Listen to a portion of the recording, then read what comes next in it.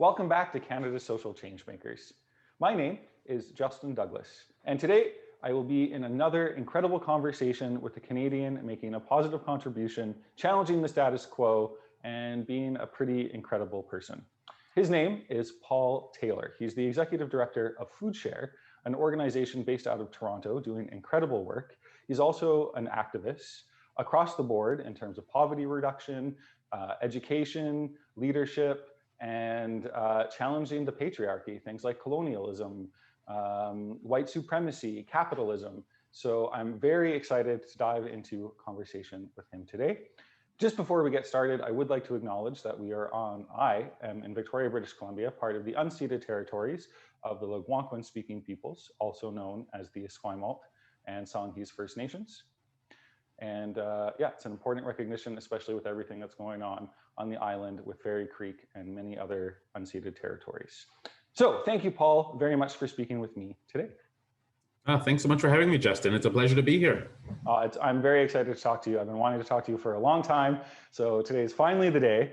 But let's talk just to get the conversation going, get people to know about you and FoodShare a little bit. What is the FoodShare organization? Actually, before I even talk about FoodShare, I'd also like to acknowledge that I'm joining you today from the traditional territory of the Wendat, the Haudenosaunee, the Anishinaabeg, and the Mississaugas of the Credit. I'm really grateful for the opportunity to live, work, and play on these lands. And as we know, I think food and land are deeply connected. So there's no food without land. So for us at FoodShare and for many, I think acknowledging the traditional territory that we're on is essential, especially in conversations around food.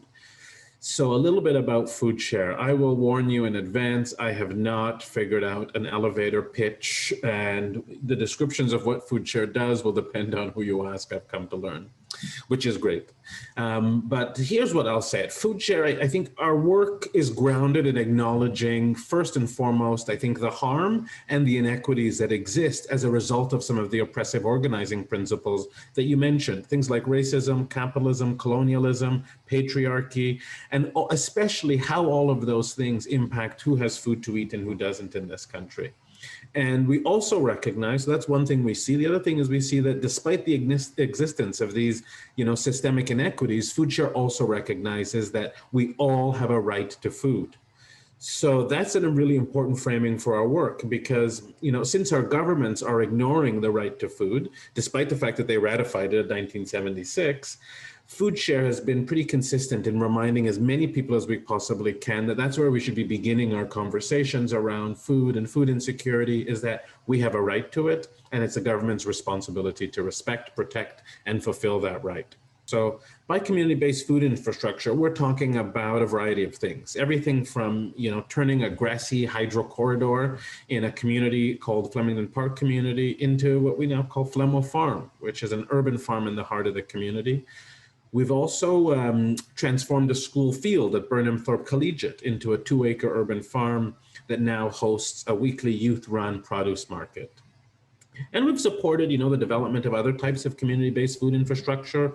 We've worked with communities across the city to develop things like what we call good food markets, which are in essence subsidized produce markets that look a lot like farmers markets, but instead of only offering local food, we also we prioritize access, affordability, and culturally relevant produce. So that means that good food markets have a combination of local as well as international produce. So that's just a snippet, believe it or not, of what we do at FoodShare. I could go on, but I won't. That sounds really cool. And just so people understand, is it a not-for-profit? What's the structure of the organization? It is. So we're a registered charity and have been one since 1985, which I think is really important in FoodShare's history, because FoodShare opened 4 years after the first food bank opened in this country in 1981. So FoodShare kind of took a look at what was happening at that point and said, okay, we need to be advocating for access to fruits and vegetables through resident and community-led food infrastructure. So I'd like to dive in a little bit more into your response about the organization, but just so people can get to know you a little bit better, how did you get involved in FoodShare, and what is your own history in terms of activism? Yeah, well, I've long been, I guess that's a tough question, tricky question to answer in terms of when I guess if you were asking if I've always thought that people deserved access to food, I'd probably say at an age that I could probably count on one hand. As a kid, I loved food, everything from gardening with my mom to cooking food. And I also saw the way that food transformed our home. You know, we were materially poor, so we struggled with access to food. But when we did have food, it was completely different. We sang as we cooked, we danced, we ate together. It was a stark contrast to the times that we didn't have enough food. So those early experiences, I think, really grounded me in my belief that everyone should have access to food and all of the magic that comes with it. And I think I've devoted much of my life to, like I said, challenging the inequities and the systems that have caused these inequities to exist. Let's get into some of those systems a little bit. How does the system that we currently live in, the capitalist structure, neoliberal structure that we have in North America, how does that system impact especially low income and BIPOC, BIPOC people? How are they disproportionately affected by access to food and food insecurity?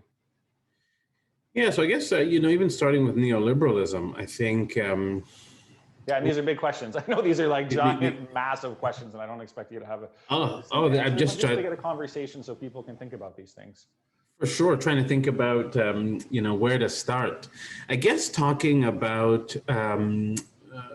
I guess I'll start with looking at food insecurity and kind of, I think racism and colonialism are often, I think these are things that are financed by capitalism. So I think I kind of see them working together quite a bit. And what we've realized at FoodShare is that historically, the way that researchers have talked about food insecurity has focused really on aggregate data and broad trends. So that means that the particular experiences of those who have been made most vulnerable by our systems and made most food insecure, like Black Canadians and Indigenous peoples, have been ignored. So FoodShare actually partnered with Proof, a food insecurity public policy research group at the University of Toronto, to get a better sense of what was happening around food insecurity for Black Canadians. And we learned a lot, and ultimately, this research challenged some of the widespread beliefs and commonly held notions about food insecurity. So we did this by looking at the community health survey from 2005 to 2014, and we focused on households where the primary respondent identified as Black. We learned that Black Canadians are 3.5 times more likely to be food insecure than white Canadians. When it comes to children, 12% of white children live in food insecure households versus 36% of Black children. Now that is startling and horrendous. What we learned after that was even more so, and this is where I say what we learned challenged some of the things that we understood about food insecurity in this country. So typically, if someone lives in a single parent household, they're more likely to live in a food insecure household because there's one income. What we found in this research is that it didn't matter if it was a Black family that was a single parent or dual parent household, the prevalence remained high. Same for immigration status. It didn't matter if the family was born here or born abroad, the prevalence remained high. And we also saw a few other things that were really startling. And I'm going to just take a moment to go through these because I think they really illustrate just how much anti-Black racism plays a role in food insecurity. So things like home ownership. Typically, when we're looking at aggregate data, if someone owns a home, it makes sense that they would be less likely to be food insecure. So we zoned in there a little bit, and we actually found that the percentage of Black homeowners that are food insecure, 14.3% of Black homeowners, is almost equivalent to the 14.5% of white renters that are food insecure. We also saw that social assistance, white folks across Canada receive more money in social assistance than Black Canadians do, telling us that, because disability income is included in that, it's more likely that white folks are being approved for disability, meaning they have more income. And when they're approved for disability, they're approved for more. The last thing I'll say about this that really struck us was around seniors. We realize when it comes to food insecurity, as soon as someone hits retirement age and they have access to our public pensions, food insecurity decreases pretty significantly. There's a sharp difference from someone in their 50s, low-income person in their 50s, to once they become a senior, the prevalence of food insecurity decreases by about 50%. So many of us have argued that it's because of the basic income that exists in this country for seniors through the old age security and guaranteed income supplement that provides that that protection. For Black Canadians, that was not the case. Again, the prevalence remained high even after reaching retirement age. So this tells us two things. It tells us that, you know, the overriding factor for the disproportionate experiences of food insecurity for Black Canadians is anti-Black racism.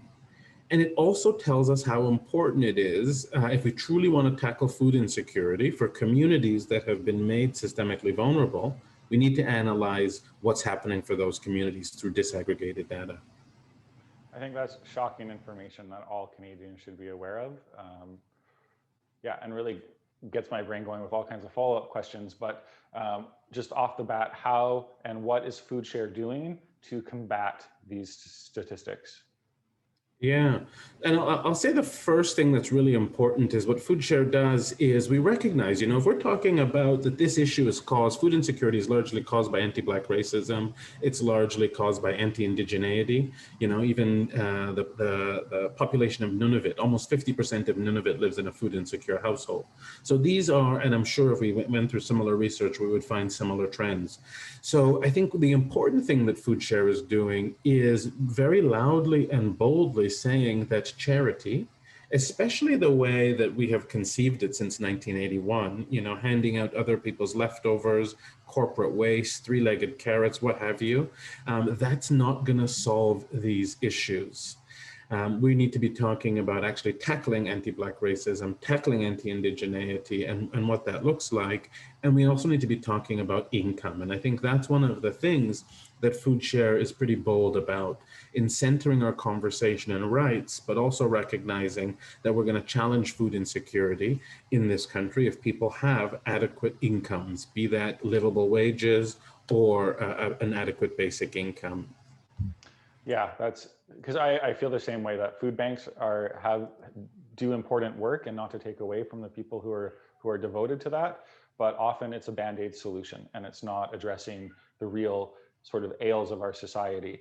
And to me, those are the roots. You know, income inequality, a history of racism, colonialism in Canada, but also the way that we do business in terms of agri growing of food, and the way that we distribute food, the way that food is grown in Canada versus where it's grown in other places, and how we bring it to people, and sort of the business model of capitalism that's grown around that. So again, how does FoodShare sort of challenge capitalistic notions of getting sort of healthy, homegrown Canadian food on the plates of Canadian people? Yeah, and I think that comes back to, you know, your question earlier around neoliberalism. I don't think I touched upon that, but, you know, let's be realistic. And I think this is another thing that FoodShare unabashedly speaks to. Neoliberalism has led to the massive cuts in social spending over the last several decades, and it's caused this rise in charity, and in particular food-based charities. And what disgusts us in a lot of ways is politicians like to point to charity as how we should collectively respond to poverty and food insecurity. You know, they show up at food banks and sort tins. So again, FoodShare boldly and consistently acknowledges that charity is not the solution to this issue. It's largely about income. And as an employer, FoodShare is also modeling that. And FoodShare is a proud living wage employer. Wow. And when it comes to challenge, which means none of our colleagues, I have about 130 colleagues, and nobody makes less than $22.08 an hour for the work they do at all. When it comes to challenging capitalism, you know, we begin with recognizing what the issue is for us. And it's recognizing that declaring food a right while also allowing it to exist as a commodity is akin to inhaling and exhaling at the same time. I've tried it, it's not possible.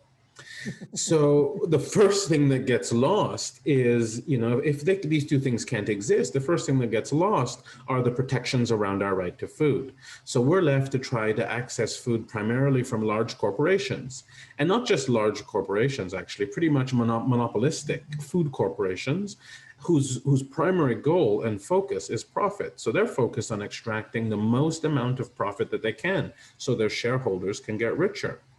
So what FoodShare has done is we've developed citywide food initiatives like what we call the Good Food Box. And it allows, and it's actually been replicated across the country, including on parts of on the island there.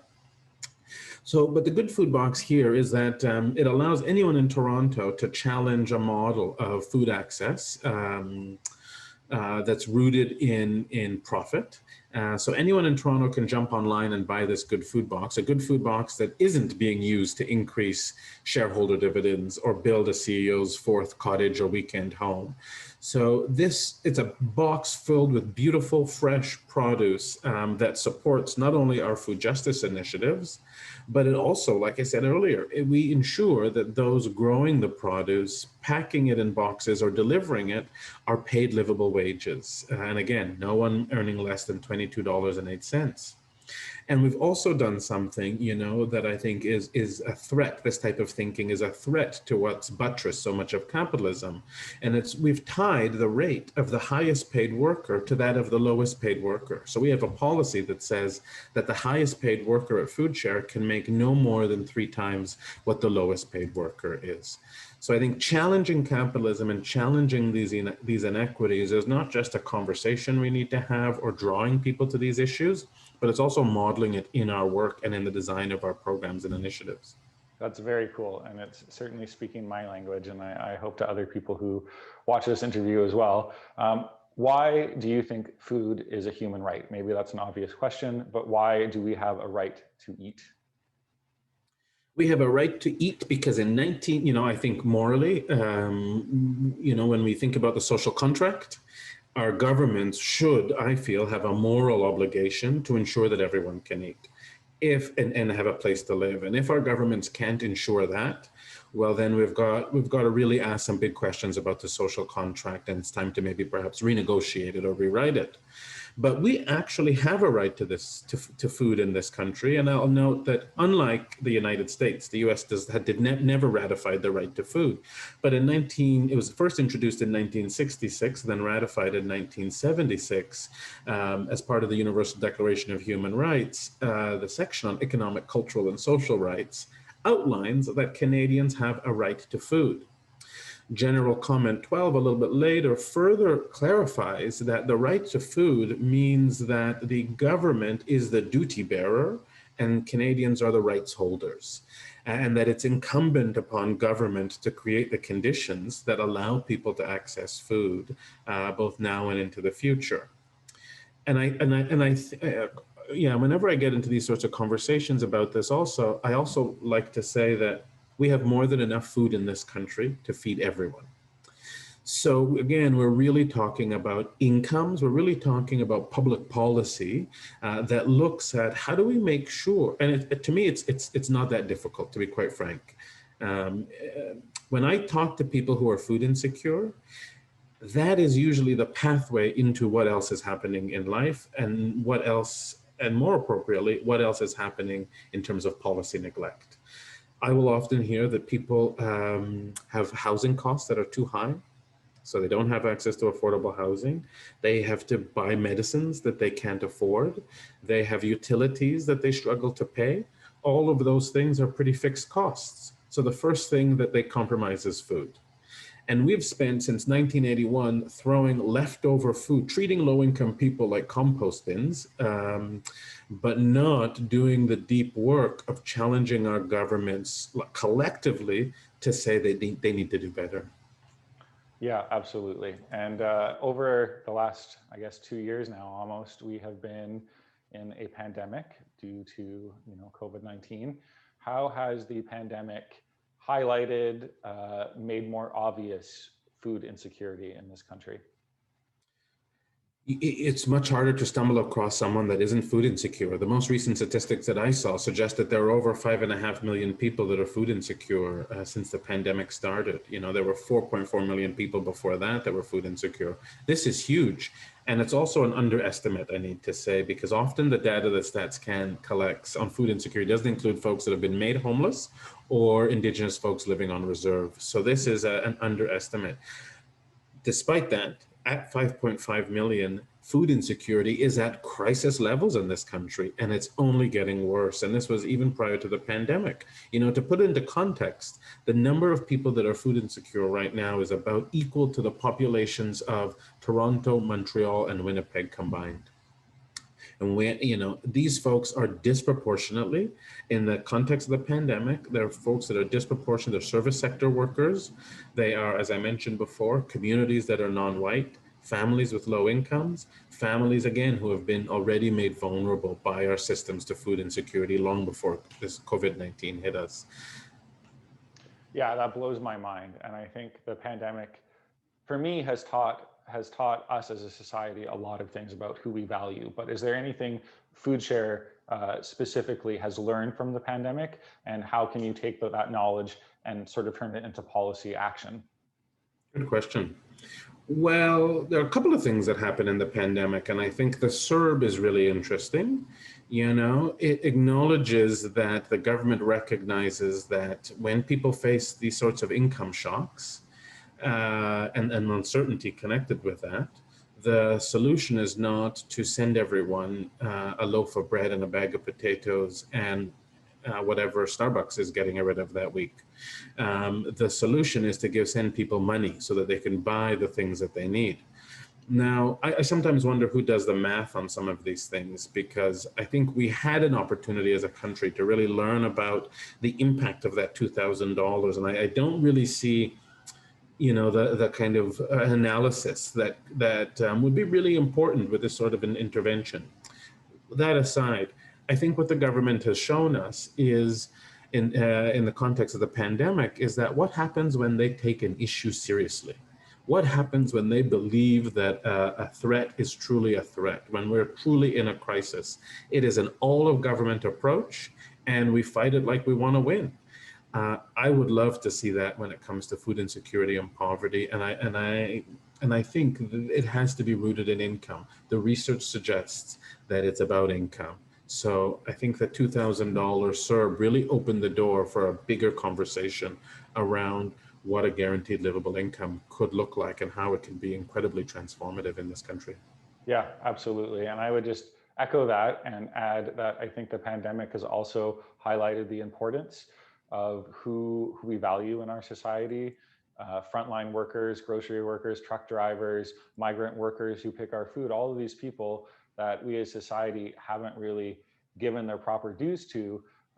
This is highlighted to me, and hopefully to many others, that these are the people that really matter. It's not $1 million actor or a football player or these people that we tend to idolize in this capitalistic society we live in. These are not the people who are coming to our aid when there's a real crisis. It's so true. And I might just add that, you know, I don't blame everyday folk, because, you know, it's our politicians that allow migrant workers to be exploited the way they are. It's our provincial politicians that set minimum wage for that many of our food, you know, low-income food system workers are receiving.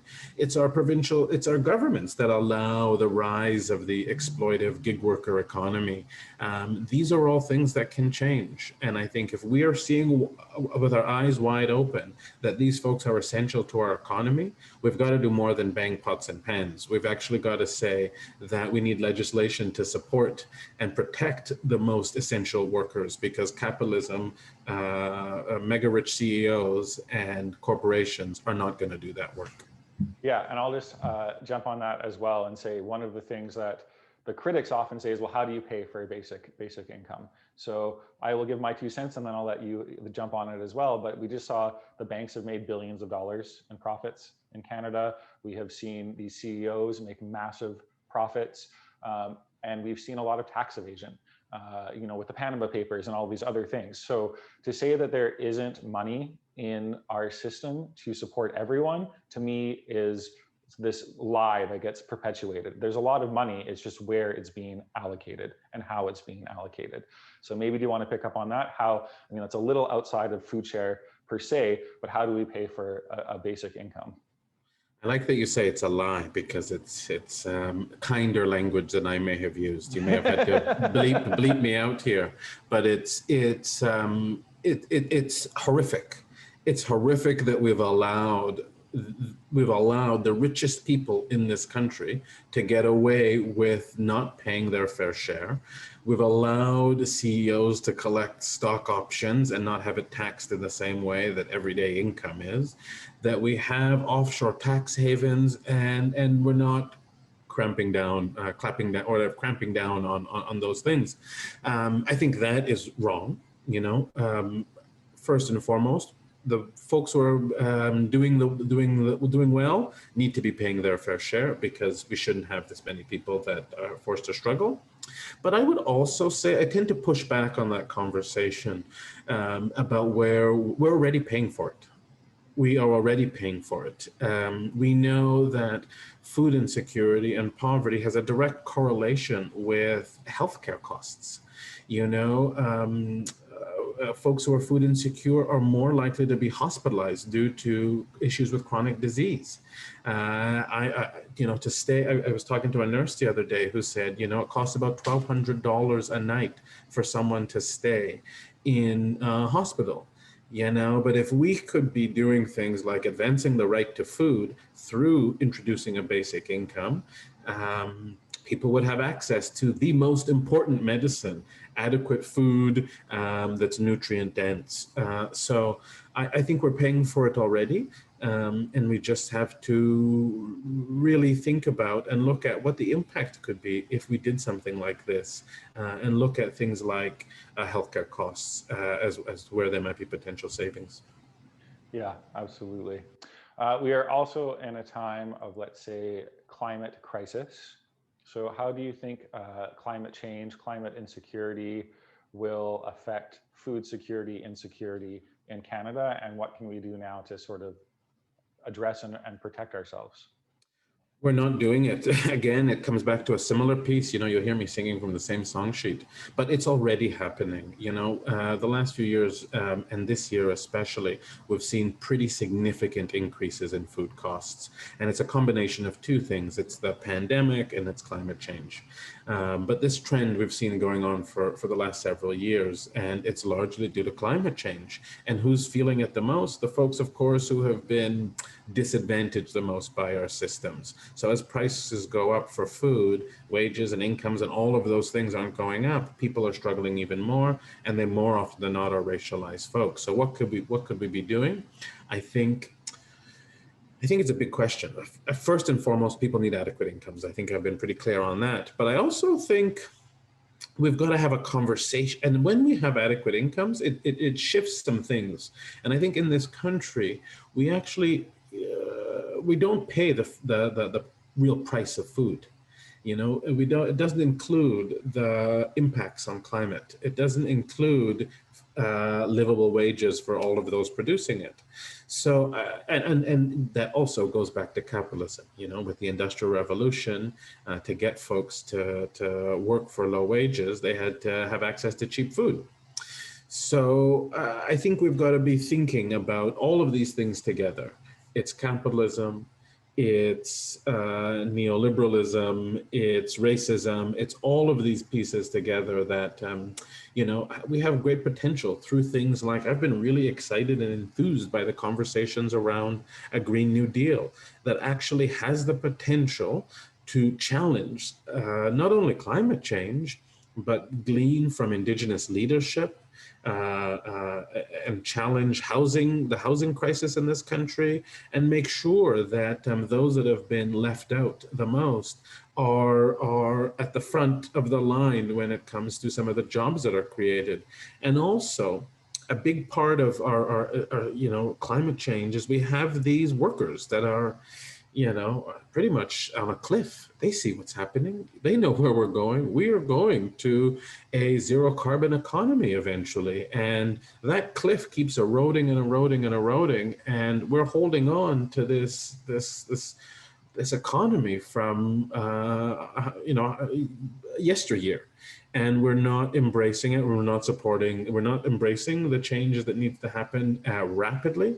And we're not providing a transition for these workers to family sustaining decent work. And if we don't, these are folks that are going to be left high and dry and likely forced to access are even larger food banks in this country. That will be our response. Yeah, that blows my mind. And because I live in Victoria now, I've lived in Toronto, I've lived in Montreal, I've lived in big urban centers, but now being on Vancouver Island, there's a large amount of privilege that comes for the people living here. We have an abundance of nature. There's a lot of farmland, but there's an actually surprising low amount of food that is produced on Vancouver Island that Vancouver Island residents eat. A lot of it is still shipped from California, Peru, Central America, all of these places. And then we had the pandemic, climate change, and then these forest fires that sort of hit us. And I don't know if you heard about the forest fires on the West Coast in California and on the coast of Oregon and Washington, where we just had these blankets of smoke coming into Western Canada. And I think that is the first time that people are like, oh, wait, it could be us, you know, like it takes these massive upheavals for people to really realize, oh, hey, maybe we are insecure. Maybe it could be me. Maybe we should do something about this. And my hope is that it doesn't take these massive cataclysms in order for people to wake up. But I do feel like the pandemic and all of these things that we've gone through have been opening people's minds, maybe in a way that they haven't been before. Have you had a similar experience? Are there more people who seem to be open to the conversation? You know, even before I come back, you know, if I don't answer that one, please bring me back to that question. Yeah. But I just want to push back a little bit around the local food conversation. Because we hear it a lot in this country, and it is important to make sure that we can produce the food that we need. But we also have to remember that we might not, buying local food might mean that we're not shipping food in thousands of miles, but we're shipping people in thousands of miles and paying them poorly to work on farms, harvesting our local food. That is part of the equation as well. And I also, one of the ways that I think FoodShare challenges, notions of or white supremacy is recognizes that, it's important for someone who has come to this country to have access to the food that they feel comfortable and at home with. I've heard about the transformative ability of a mango. My mother talks to me about that quite a bit, what it was like to get mangoes here and to have that connection back home. So I think we've got to be thinking about climate change. We've got to be tackling it with all of our vigor. But I think we've also got to be critical of conversations around local food that don't recognize some of the textured elements. That's a really good point. But I'm going to bring you back to my other question. Yes. Is there more of an openness now towards these conversations? Have you noticed a change recently? I have. I think people are recognizing that bold things are possible. We've spent generations after generation after generation of politicians kind of telling us that bold change isn't possible. We've seen consistent incrementalism, but I think, for folks who were really worried about our ability to combat climate change based on seeing how our governments have responded, are like, whoa, that's what it means when a government it's like I said, that's what it means when a government takes something seriously. They mobilize everything that we possibly have and use the resources at our disposal to tackle it. So I think people are starting to think about, we actually can tackle climate change. We can be a leader in tackling climate change in this country. We can do things like end poverty, end homelessness. And I think there is more of a conversation that is challenging the power and the domination that the 1% has been allowed to get away with for far too long. We're seeing it just in a number of spaces through a number of different lenses. But that to me is exciting, that there is, I would say, a working class revolution that is on its way. And I'm pretty excited about it. I hope so. I really hope so. You do a lot of media. You've been a commentator on many different traditional media platforms. What has your experience been like working with the mainstream media? I don't want you to kick yourself in the foot in terms of being asked back to these shows, because you make really great points. But sometimes I feel like there's a certain narrative that is being pushed by media that is owned by corporate shareholders, that private corporations that have a particular viewpoint. Maybe you can just talk a little bit about the experience trying to get the food share message out there and navigating through these corporate structures. I guess, remember, here's a guy that works at a food charity, found myself working at a food organization, considered a charity, that says charity is not the solution. So I'm not concerned with whatever types of, when I'm invited on, I'm not concerned with what types of messages any type of mainstream media might be trying to convey. I share the information that I think is really useful and important, and often it's reframing some of the questions because sometimes they don't get at the crux of issues. I'm consistently asked, I won't say by whom maybe, but I've been in a couple interviews with someone who consistently asks me, tell me about what it, talk about food insecurity and says, tell me about what it must have been like growing up poor. And, they have family members that have served in various levels of government. And I remind them it was pretty shitty. And that's because of poor policies by governments that didn't care about low-income people, didn't care about families that were growing up on social assistance. So I find that more of us, and I encourage anyone who's doing interviews with the mainstream media to really be bold. They might be asking a question, but they may not even know that their question is either offensive or inappropriate or not the right question to ask. So I encourage people to make sure that it's a conversation and make sure that you're engaging and pushing back when we need to, because that is a critical opportunity to reframe some narratives that are harmful, especially to communities like mine.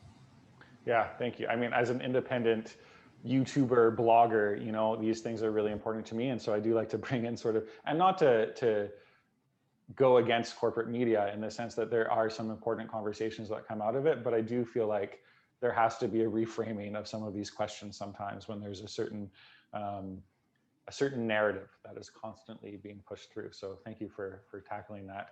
I have to acknowledge the fact that you have recently announced your candidacy for the next federal election. Can you talk about that a little bit? Sure. I think about, a lot of folks have asked me why I decided to run, and what grounds me is, as hopefully you've seen throughout this interview, is knowing who I am and what I've always fought for in any space that I am in. And I think that, I fight consistently for bold change rooted in social justice. That's who I am as a person. That's who I am as the executive director of FoodShare. And that's the kind of member of parliament that I'll be. And ultimately, while I'm really proud of the work that my colleagues and I have done at FoodShare, I'm interested in using my time on this planet to challenge the very systems that have allowed these inequities to exist in the first place. And I think one of the best places to do that work is in the institution that has allowed the harm to occur for far too long. Yeah, I hope so. I have a degree in political science from the University of Victoria. I double majored in common law and civil law at McGill University. I've worked in immigration and refugee law. I've spent a lot of time working with different political parties. I became very disenfranchised within the system. I really struggle with the way that it's a top-down approach as opposed to a community-based democratic decision-making institution. But I do think that we need people to be elected to get into that system in order to make the change, because this top-down approach to me is not working, and it's become very obvious that it's not working. So I certainly wish you the best of luck in that process. Thank you. I'm inclined to agree. All political parties need to be more democratic, and this is something that I hope to continue to insist. Yeah, I hope so. And we just need more representation. I mean, I think when I interviewed Annamie Paul, who's the leader of the Green Party, and I asked her, you are a woman of color, and we've never had a woman of color leader be elected to parliament before, but why are you also the best person for the job? And she gave a really amazing answer. And I think the same applies to you. Like, why are you the best candidate, which I think you've made very clear throughout this interview, but it also, on top of that, matters to have visible representation. And so I just wish you the best of luck in that process. I really, really do. But going back to FoodShare, what is your hope, aspirations, dreams for the future of FoodShare? Where would you like to see the organization go, and what policies would you, what's your vision for the future of FoodShare? You know, I think beyond FoodShare, and I think about all food-based organizations, you know, and my hope is that we can all unite in our recognition that the right to food levels significant responsibility on our government. Like I said, they are the duty bearers. And we need to stop sorting tins. We need to be pushing for political leadership on the issues that we care about, be it food insecurity, economic justice, climate justice, and all the other things that cause harm to those that aren't winning in the economy under capitalism. And it begins with recognizing that capitalism is a failure. It has caused homelessness, poverty, food insecurity, and all these things that are not inevitable. With political will, they could be in our history books right where they belong. So that's my hope for where FoodShare's energies, or what FoodShare's energies helps to inspire. Executive Director of FoodShare, Paul Taylor, you do incredibly amazing work, you and the organization, everyone involved in it. I am super inspired by the work that you do, by our conversation today. It's just really an introduction for people into some of these topics, the work that you do, the work that still needs to be done. But thank you so much for sharing your time with me today. I appreciate it more than you could ever possibly know. Thank you. Thank you so much, Justin. It's been a pleasure.